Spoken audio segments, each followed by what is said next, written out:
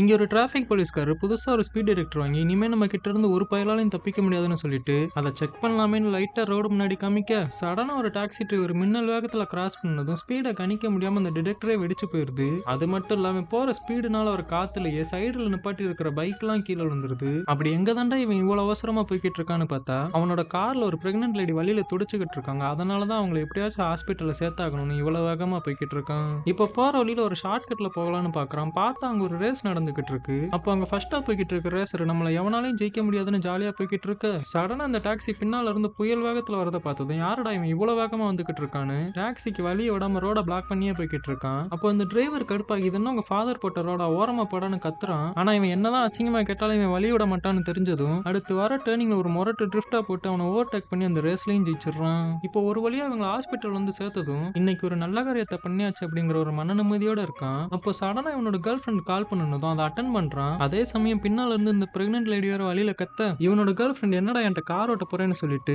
அங்க போய் எவ்வளோ ஓட்டிக்கிட்டு இருக்கியா, உனக்கும் எனக்கும் இன்னையோட பிரேக்கப்னு சொல்லிட்டு காலை கட் பண்ணிடுறான்.